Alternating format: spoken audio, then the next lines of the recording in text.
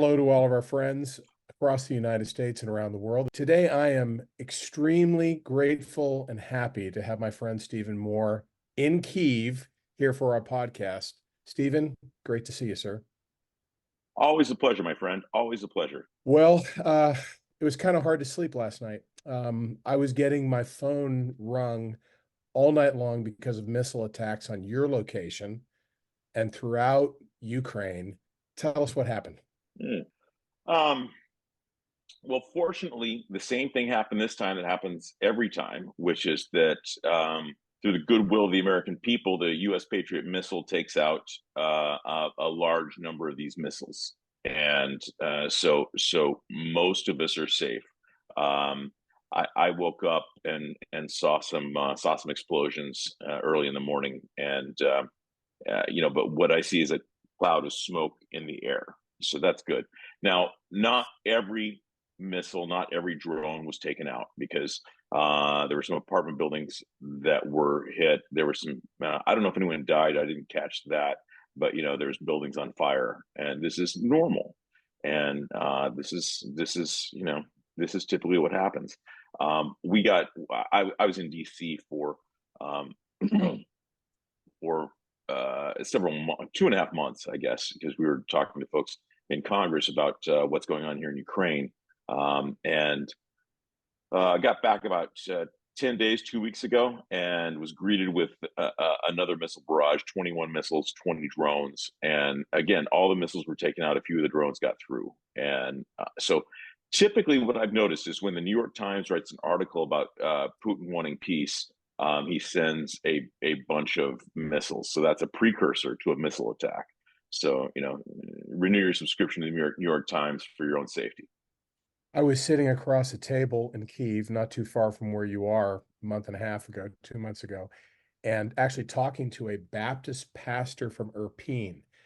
And I said to him, I said to him, you're a pastor, you're about forgiveness. Right now, there's a missile because I'm hearing the missile attack. We're about to be evacuated. What's your response as a pastor? And he said, well, right now, we drive them out of our land. We'll talk about forgiveness later. And that was while the bombs were coming down. Here's what I'd like to talk to you about today. We've got a couple things that are really important. First of all, I think our viewers would benefit greatly from hearing about your journey in starting the Ukraine Freedom Project, what it's all about, what you're doing.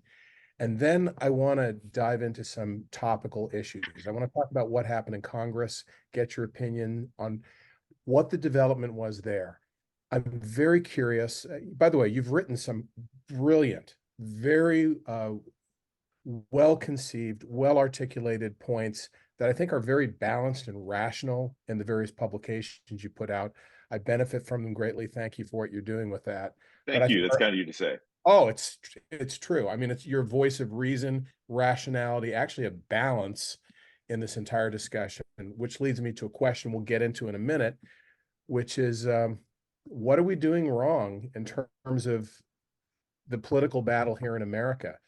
And where are Ukrainians, our friends, our brothers, the people we love, where are they getting it wrong in understanding the political dynamic? I think that oftentimes their perception is that the Democrats are pro-Ukrainian, the Republicans hate Ukrainian, and the void between them can never be bridged. But we have some interesting realities. So we'll get into that. I also want to ask you a question about Tucker in Moscow. So we'll get to that. But let's start with a little bit on your background. How did you get to Kyiv? What are you doing there? Tell me about your organization. Yeah, so I was the chief of staff on Capitol Hill for about 7 years, including about three of that in House leadership. So I was in all the meetings about the fiscal cliff, the government shutdown, and all that. I was privy to that, and really interesting. That was about 10 years ago, and then in 2018, 2019, I spent a year in Kyiv and loved it. Made a lot of friends, and when the Russians launched their full-scale invasion, my friends are calling me and telling me things like they're bombing Kyiv. I don't know what to do. And I had spent nearly 2 years in Iraq as a civilian, at the beginning of that war. I got there about 2 months after Saddam's statue fell. So I knew what to do. And I had just left my job. I'd had a job at an artificial intelligence company that had about 500 Ukrainian employees. So I had those friends as well. And I left on January 31st. And then, of course, Putin invaded. And I was trying to figure out, it's like, I don't want to get a job really quickly because maybe I'll do some skiing. Do I want to ski in the Alps or do I want to ski in the Rockies? And then, or do I want to go to Ukraine? And that answer was obvious because there's my friends, they needed help. So I flew into Bucharest, drove to the southern border, and started trying to get my friends out of hotspots like Kyiv and Kharkiv. And, at that time, I, like everyone else in the world, thought that the Russians were going to roll through Ukraine in 3 weeks, and we were going to be looking at insurgency.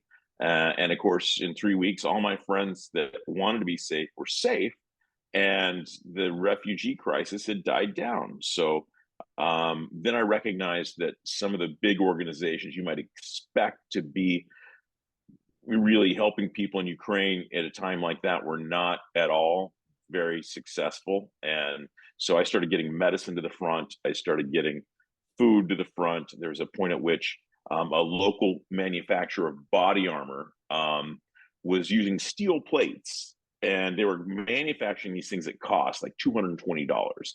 And and right now, if you want to buy some body armor, it costs you about $500. At that time, there was war profiteers offering $1,400 for some body armor. So these guys were amazing, but their steel supplier in Sweden had said, "Yes, we'll get you your next shipment in 6 months."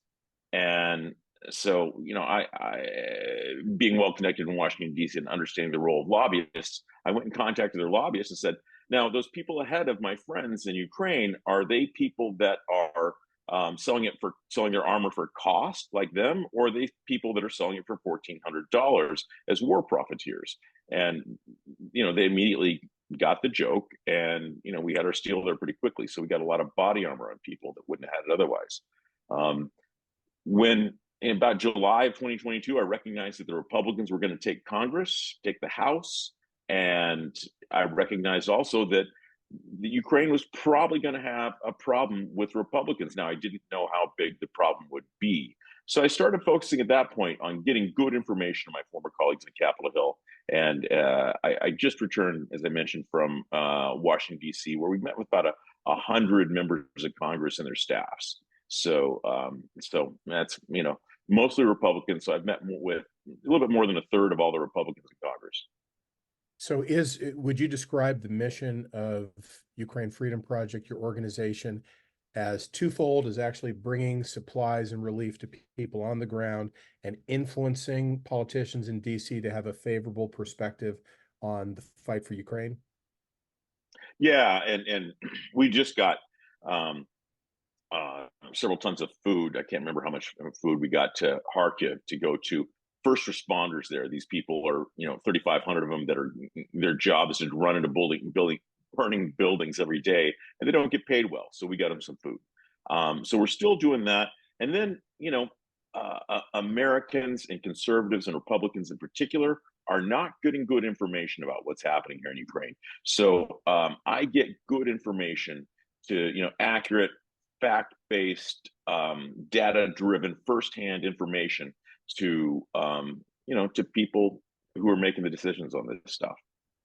Stephen, I was a presidential appointee in Bush 1. Oh Serving, yeah, yeah, I worked as a writer for Jack Kemp at nice. HUD, A and fellow San Diegan. that's right. And I was also during the Reagan administration as a very young man. I was working behind the scenes in Angola and Central America on the ground against the Soviets and the Cubans. And I remember Nice. I remember a world where conservatives universally understood the problem of Soviet imperialism, where they philosophically recognized the institutional problems even after the 1990s and the transition of KGB operatives who simply changed titles and are now in a position of control. And it was just accepted that freedom-loving people oppose that. It seems like within the conservative movement today, and that may not even be an accurate term anymore, but within that, uh, some of the greatest hostility to Ukraine and the highest pro-Putin sympathies are emerging. We saw that with guys like Vivek Ramaswamy, who was completely off the rails during the Republican primaries and really was repeating rank falsehood and Russian But propaganda points. yeah, the Make them all. willingness of some of these folks to just blatantly lie for their own political benefit is just, stunning, astounding, and so yeah, completely agree with you. What happened? What's happened? How did we get here? Well, the good news is that I can tell you detailed information about it. So the unfortunate thing is that Russian propaganda is very effective among conservatives. There's a concerted effort. There's a lobbyist on Capitol Hill that is telling members of Congress and their staff that Vladimir Zelensky he persecutes Ukrainian Christians, which is utter nonsense, and it's quite the opposite. So it's like the old Soviet tactic of blame your opposition on what you're doing, and so the reality of it is that Ukrainian Protestants are routinely arrested, tortured, murdered for their faith. Their churches are shut down, and this is what the Russians are doing. And so there again, there's a lobbyist on Capitol Hill telling people otherwise, and the Russians are working through the Hungarians. There's an effort there to co-opt conservative scholars, and so it's really disappointing to see this. But I in think terms of you've done something which is a benefit. I want our viewers to learn about the website that your organization has recently helped to launch, which is Russia Persecutes Christians. It's a fantastic. Russia tortures Christians. Thank you. RussiaTorturesChristians.org. I And am not if pulling any you're punches. This is the reality of it. if you're watching this video, you need to go to RussiaTorturesChristians.org. I was going through the whole site this morning. I thought, thank God this man has done it. I would feel the necessity to do it, but you did it. Stephen, when I was recently there with our film crew making documentaries, I interviewed Ukrainian Catholics. Went to the Armenian Orthodox churches. I went to the Ukrainian Orthodox churches. I went to the Lavra, and I went into the Moscow Patriarchate church, which is still there. And I met with people that were protesting the church. I met with Baptists. I met with evangelicals and Protestants, Assemblies of God. There is one universal message outside the Moscow Patriarchate that I heard, and that is that the Patriarchate isn't even a real church. It's a military branch of the KGB-run Patriarch Kirill operation. And the stories that we heard about the fact that Kirill, the Patriarch of the Russian Orthodox Church, had essentially declared anathema Orthodox Ukrainians that are not part of his church, has weaponized the priests and the soldiers of Russia when they came into places like Irpin, Bucha, and then, of course, in the east, to actually target Christians that are not under Moscow for murder, execution, persecution. Why aren't people hearing these things? It's incredible. Well, yeah, and there's two reasons largely that people are not hearing about this. One, because Tucker Carlson gets 10 million people to watch him every time he gets on X, Twitter, or whatever you want to call it today, and he's telling people the Russian talking points. He's telling people that Vladimir Zelensky persecutes Christians, which is utter nonsense. And so what that's doing is that's covering up for the fact that the Russians are actually doing the torture, the murder. Listen, I have talked to these folks, and there's one friend of mine, Victor, who he was a evangelical pastor in Luhansk. He was getting a family out of the occupied areas, and the Russians pulled him over. They took him in. They tortured him for 25 days, including one day when they were using a taser to torture him. There was a Russian Orthodox priest overseeing his torture.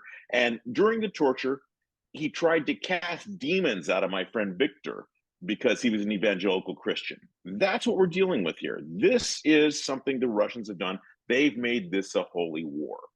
It really does feel like a Russian-based form of jihad when they walk into towns and they say, "Where are the Nazis? Where are the Nazis?"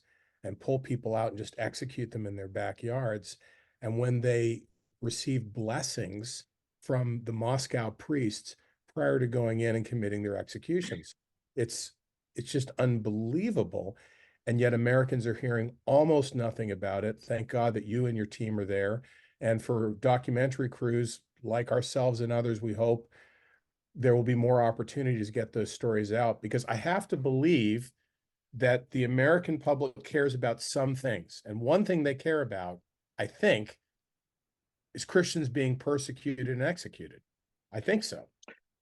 Well, and again, we've talked a little bit about the bad information that the Republicans are getting that is causing them to have views of Ukraine that are negative, and so, um, but um, evangelical Christians are 60% of the Republican voting base. Mhm. So, and when you tell them that people like you, evangelical Christians, Baptists, Pentecostals, evangelicals of all sorts, are being tortured and murdered for their faith, that makes them think twice. That is something that gets to them. And listen, go to RussiaTorturesChristians.org. I would encourage all your viewers to do that and look at some of the testimonies we have. Oh, People, I got to tell you, they're heart-wrenching. I was going through them again this morning, and you think about these poor people, these dear people, especially those in the East, where what 500 Baptist churches have been obliterated by the Russians already. And it's interesting. My background, I am a Christian.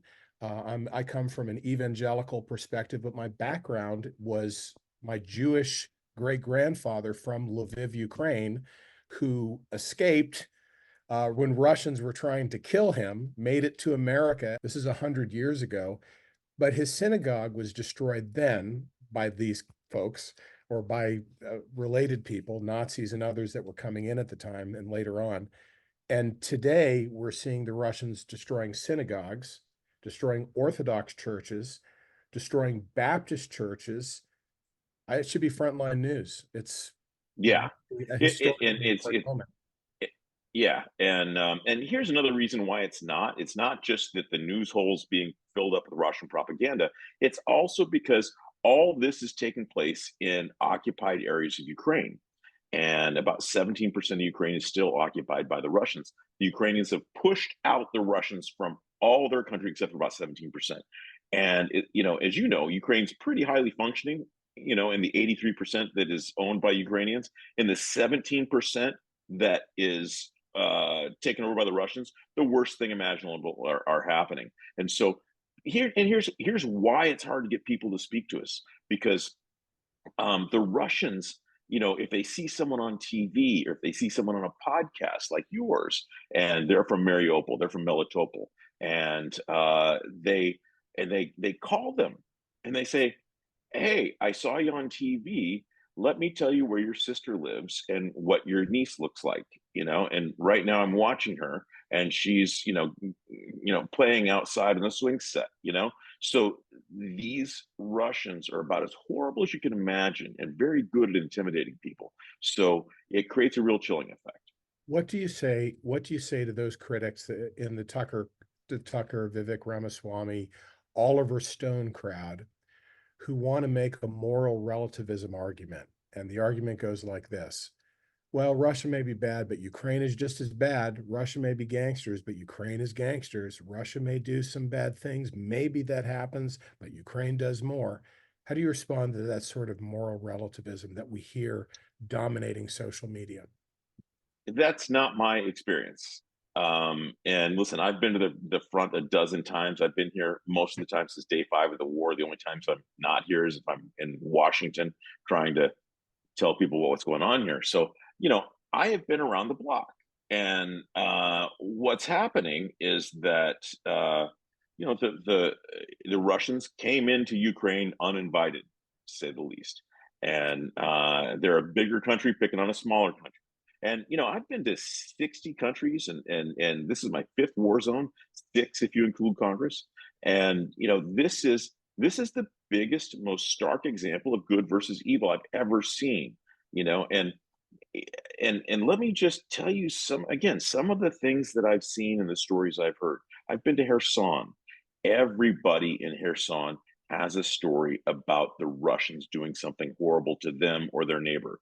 One friend of mine's cousin, we went and saw her in Kherson. She said, I was at a protest outside the city hall where the Russians were using for their, for their main area, and she said the Russian soldiers took a pregnant woman and started beating her and took her off to they call it going, they took her to the basement, and that's a euphemism for the torture chamber. And that's going to the basement is going to be tortured. And so the Russians are torturing pregnant women. There are 19,000 documented cases of children, Ukrainian children, being kidnapped by Russians. And these are just the ones that the Ukrainian government knows about, right? These are the ones they've identified by name. And so there's tens of thousands of more of these children. So, yeah. Okay. So, the Stephen, Ukrainian you're government. you're so completely right about all those points.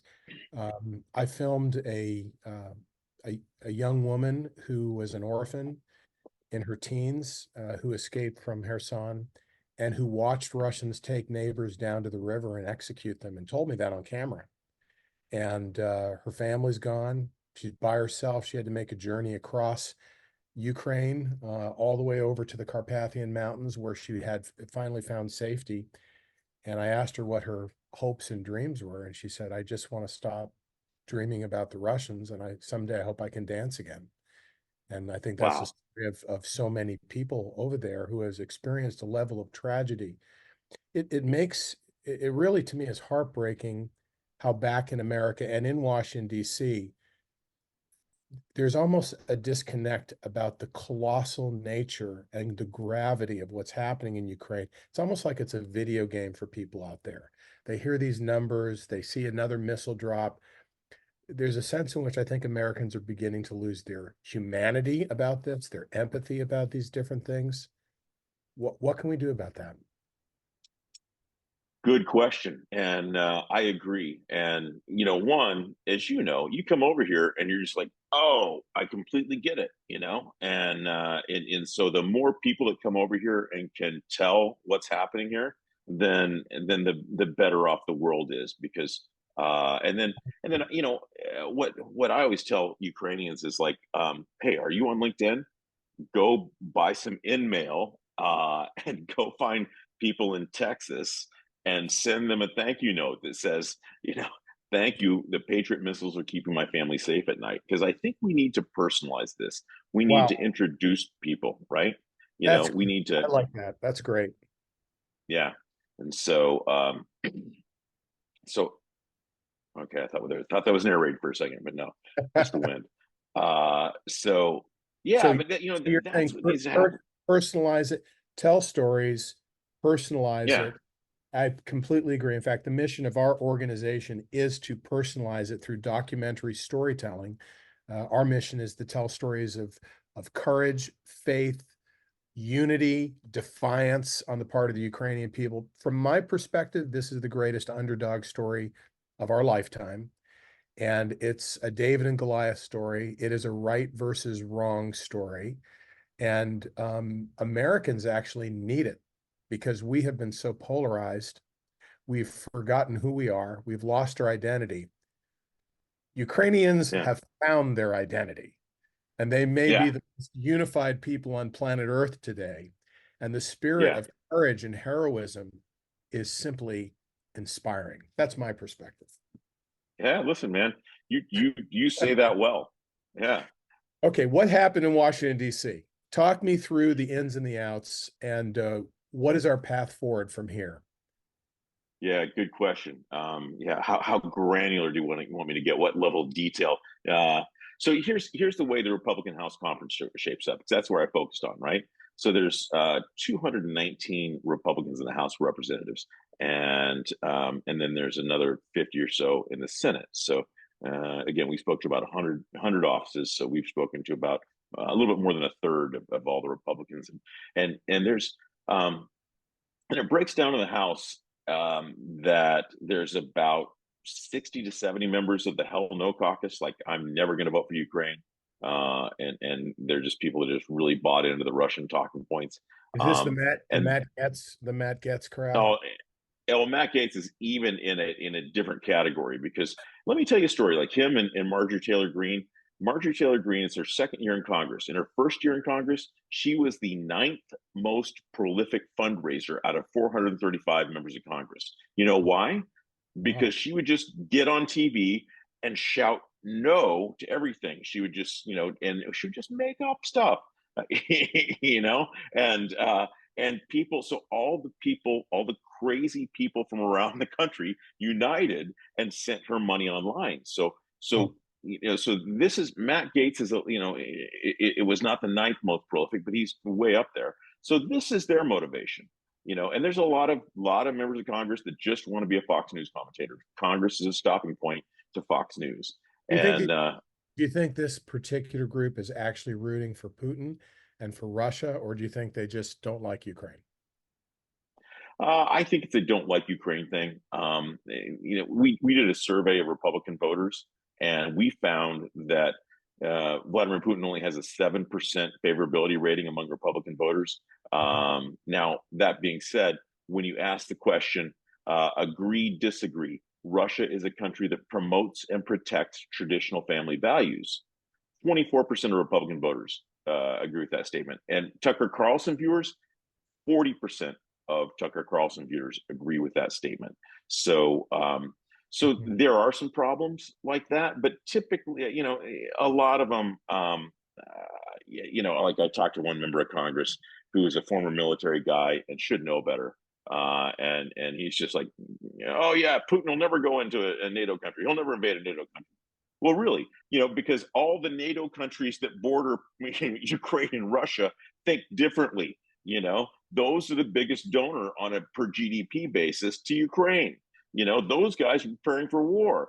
The equivalent of the supreme general in the biggest general in UK said we might have to start drafting people. So Europe is serious about this. America is living under the illusion that they can choose whether or not to participate in wars in the Middle East and Europe. I think it seems to me that Americans have forgotten their history, among other things. We're experiencing this repeat of the arguments and the practices of World War II. It's just stunning. The same arguments Hitler made. I have to help German people in occupation. I have to protect against the West. I have to restore ancient German boundaries. Those are the three arguments that Putin made. The same responses to the invasion of the Sudetenland, Czechoslovakia, that we found over here with the isolationist community in America that ended up actually supporting Germany in some ways. We're seeing it over here again. But I don't think the English have forgotten it. And I don't think the Finns have forgotten it. I don't think the Estonians have forgotten it.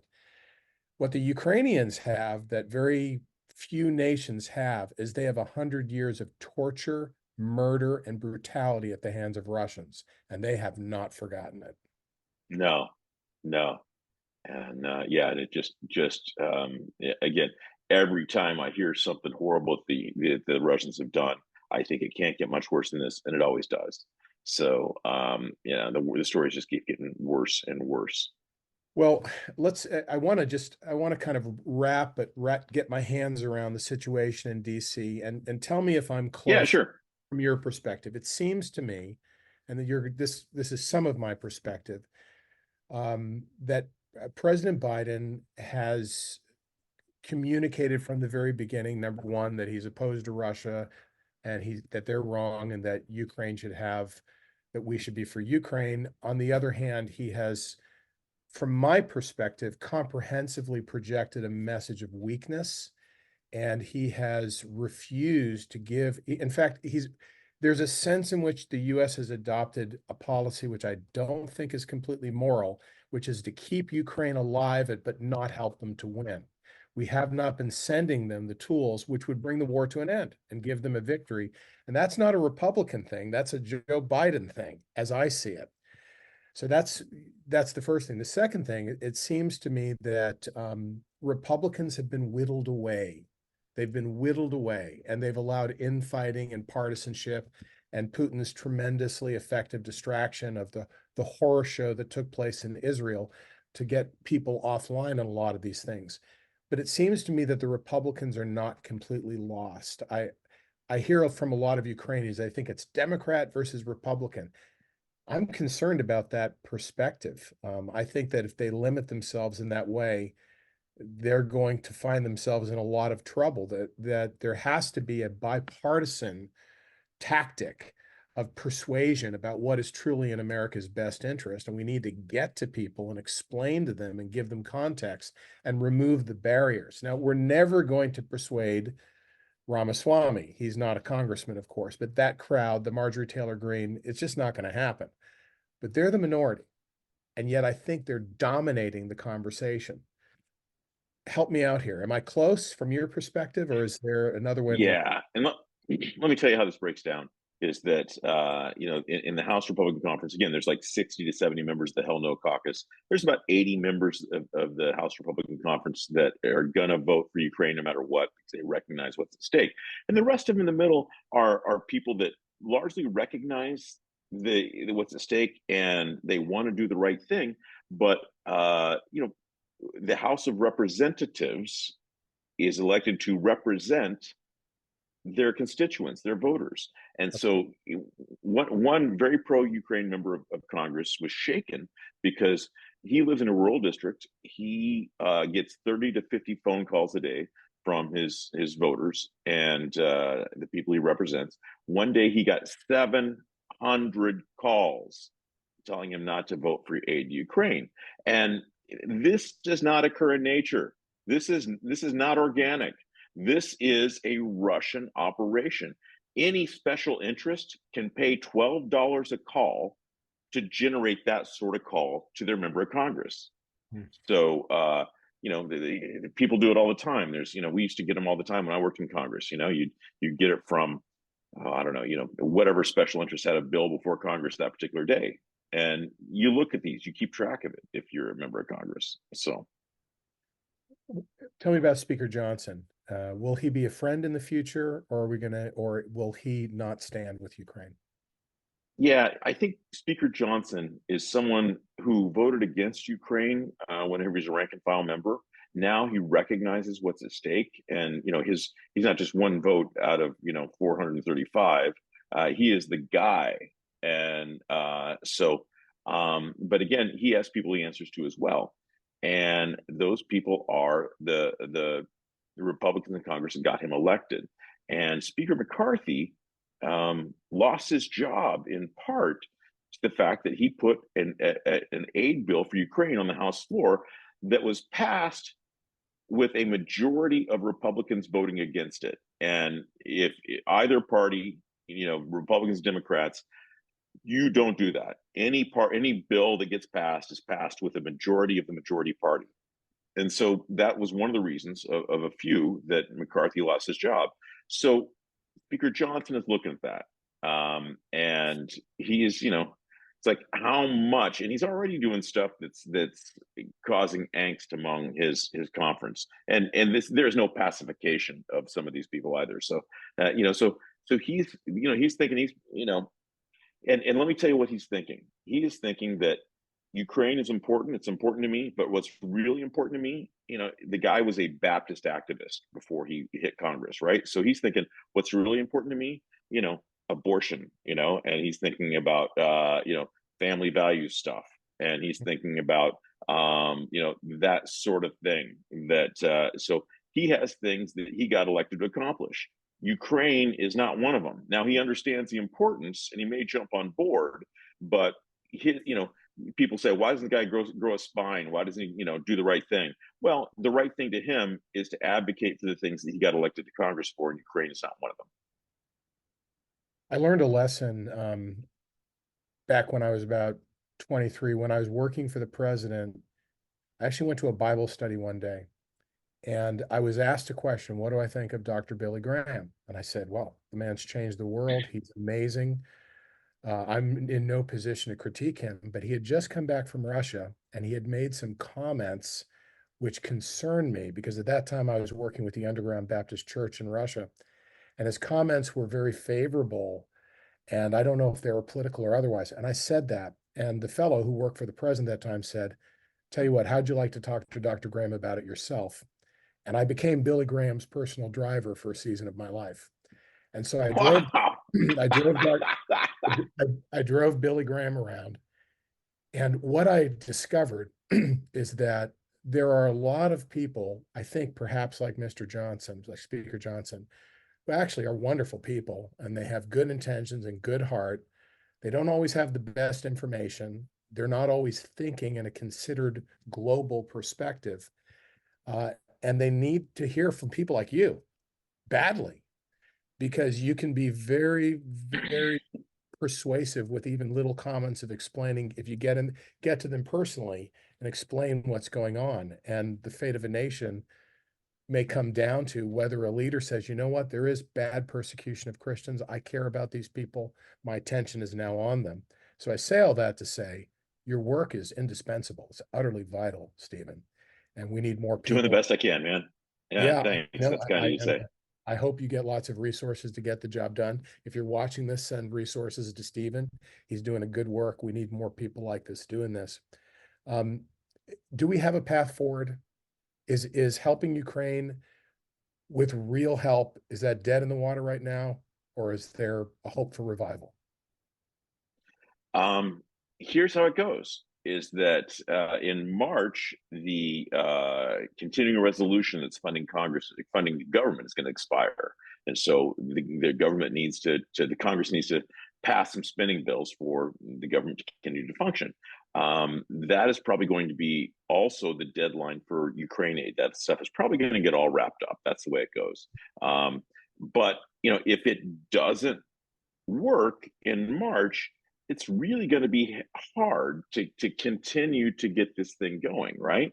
So, March is kind of it. And I got friends at the front. They're telling me things like, I'm scared to death. I don't have any ammo to shoot back.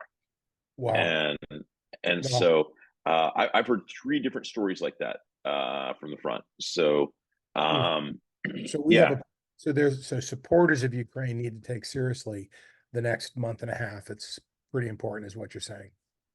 Yeah, exactly. March 1st is the deadline. Who knows how long they'll kick the can down the road, maybe another couple of weeks, something like who knows. But yeah, this is it. This is serious. And so, it's time to really start pushing. So contact your member of Congress. If contract a Republican, and I mean, you got to be in their districts. That's what counts, right? If you're a voter in a Republican district, Republican state, call your member of Congress and just tell them that the world's stability depends on us continuing to fund Ukraine. If we go back in time just a little bit, back to 20, this war is actually a 10-year-old war. And if we go back to 2014, Barack Obama was president, Joe Biden was vice president at the time. We had a wonderful American patriot by the name of John McCain. I didn't agree with John and McCain on everything, but I sure agreed with him on this. He was out Yeah. there fighting so hard, so articulate. And it seems like American weakness back then, in terms of our response to Crimea and what happened in the East, set the foundation for where we are today. Now, Donald Trump has said, look, if I was president, this wouldn't have happened. And whether you like Donald Trump or not, whether you're completely against him or whatever your opinion is, he certainly projects a level of instability or of the unknown, which possibly is a micro restraint on Vladimir Putin. Let's take a look at a reality in which Donald Trump is president. Now, many Ukrainians believe it's the end of the world. Um, Is it the end of the world? Or is it a complete unknown because of his character, his personality, and his approach to things? Yeah. Listen, man, if I could figure out what's going on inside Donald Trump's head, I'd be making a lot more money than I am now. Um, but and that is what he brings to the table is, no one knows what he's going to do, right? You can predict what Biden's going to do. You can't predict what Trump's going to do. Right now, Trump is unfortunately repeating some of the Russian talking points, and some of it's about persecuted Christians. And so, Has I didn't know that. Has he been saying that yeah, yeah, he oh, said something wow, about the law golden enforcement. domes of, yeah, and so Wow. he said a couple of things that are straight out of the Russian playbook, His and son, his son has posted videos which are just line by line Putin propaganda, so that's a concern too. yeah, so here's I tend not to believe the compromise things about Donald Trump, and then Putin having videos or whatever.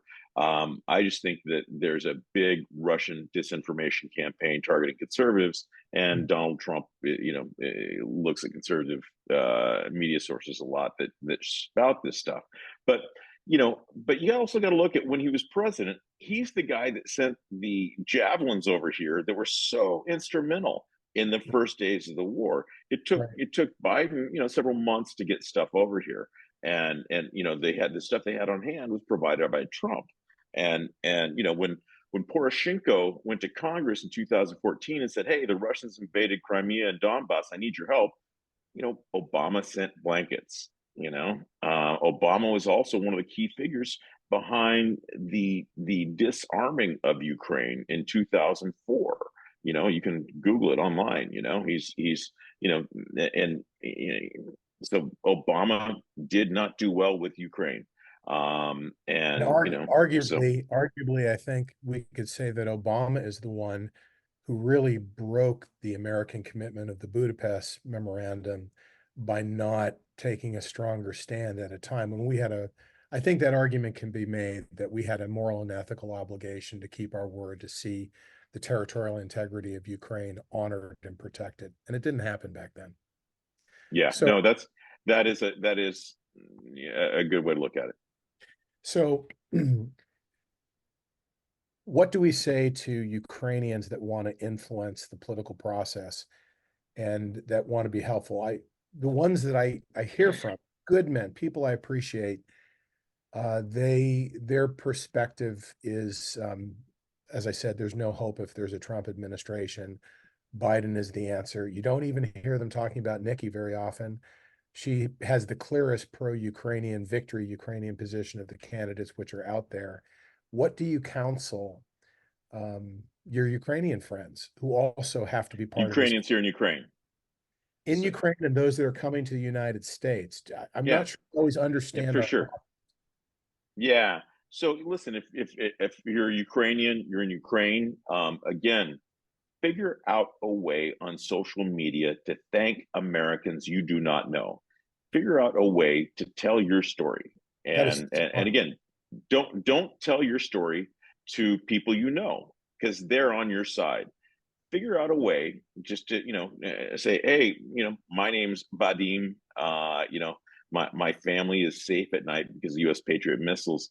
Thank you. And here's what we do. I'm a software engineer, I'm a mechanic, whatever it is. And reach out, and because there needs to be a big thank you campaign. And it's not gonna, there's no magic bullet right now that we can shoot that's going to get us Ukraine aid, but there's a lot of things that need to happen, to kind of build that platform. And there's a lot of little things that can contribute. And again, if you're a Ukrainian who has means to come to the United States and you're meeting with Congress, if talk to them about Ukraine's persecuted Christians. Again, that's something I've had a couple of staffers tear up when I showed them some of these videos, and so talk to them about the pain ordinary Ukrainians are enduring, and listen. Corruption is a big deal. There's always a new drip of corruption coming out of Ukraine, and it's really disappointing. And I think that at the end of the day, Zelensky is putting people in jail, and regardless of who you are in America and what side of the aisle you're on, there's someone on the other side of the aisle that you think is incredibly corrupt and should be in prison and is not. But Zelensky put a Supreme Court justice in jail.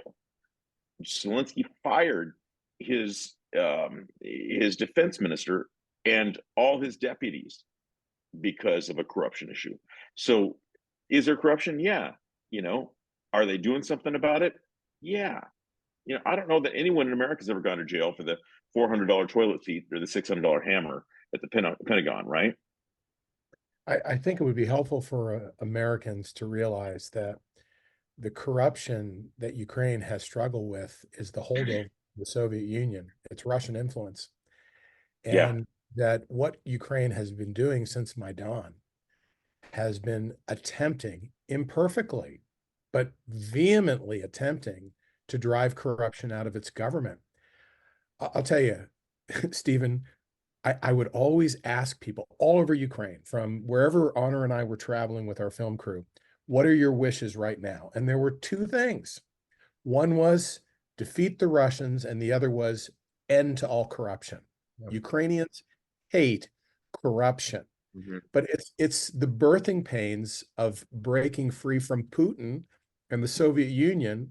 And I think they're getting there. We should be thrilled. We should be encouraging them. And it's a very odd thing that the finger pointers in America are the one against Ukraine are also the people that are certainly are accusing the United States of being more corrupt, I would say, from their perspective than Ukraine itself. When Ukraine had a voting fraud problem back in 2014, they actually had a new vote. We didn't Yeah. approach it. Yeah. Well, it's funny. People talk about, Zelensky's not willing to have elections right now. And that's something, an opinion the Ukrainian people share. Like nobody wants elections right now. And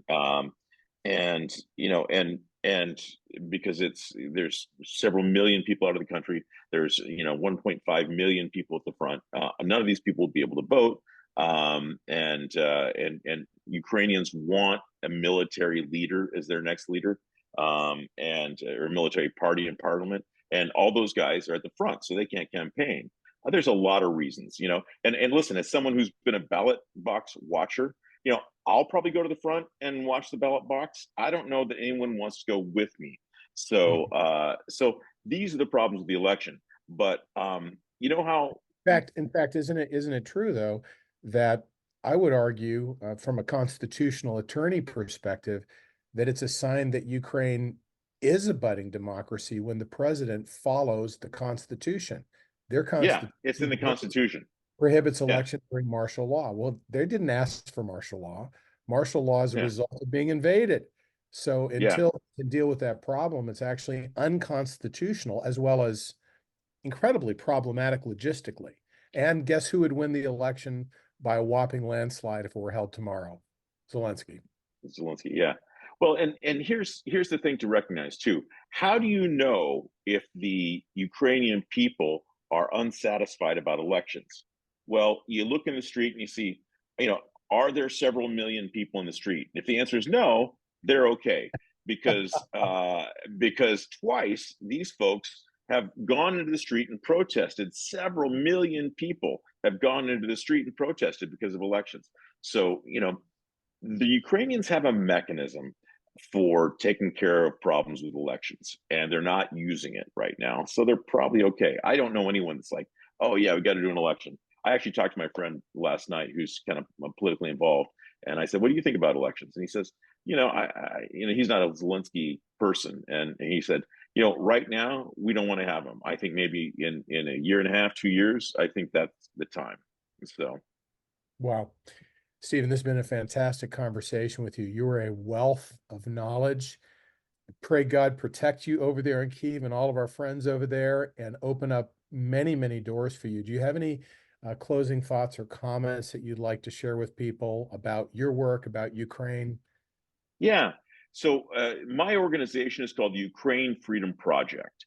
And you can go to ukrainefreedomproject.org. And if you like what I'm doing, you know, send a couple of bucks my way. I used to be in the corporate world. I was an executive at an AI firm.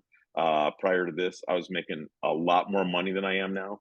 I do this because I'm a true believer, because I think that this is not only the right thing for Ukraine. I'm not like, I love Ukraine, but this is not why I'm here. I'm doing this because if we let Ukraine fall, it is only a brief matter of time, 2, 3, 5 years before Putin invades a NATO country. And also, if we let Ukraine fall, what kind of signal does that send to um, Xi Jinping or Iran? The world is very unstable right now. And what we can do to keep it stable is to send $60 billion worth of weapons, which is, which is about, it's about 3 or 4% of the annual budget of the U.S. Department of Defense. And think about it this way. So the U.S. Department of Defense, since Putin came to power, has spent about $14 trillion. Okay, the Pentagon has spent $14 trillion since 2000. Some percentage of that is to deter Russia, and so let's say it's 20%, and that's $2.8 trillion. So 60 billion is a tiny fraction of that, because that $2.8 trillion used to deter Russia didn't work, because Russia invaded Georgia, Ukraine twice, Syria. They're causing problems in Africa. They're doing all kinds of really horrible stuff. So what we were doing before didn't work. Meanwhile, for the money that we've sent over here, we have degraded Putin's warfighting capacity by half. So this money is going to keep American troops out of Europe, maybe American troops out of Asia and the Middle East, and it is going to keep the world more stable. So that's what I got for you. Wow. Very concise, powerful, well said. I want to thank all of you that have joined us on our podcast today with Stephen Honor and myself. Wherever you are around the world, we wish you God's blessing and protection. And as always, Slava Ukraini. Thanks so much. Herom Slava.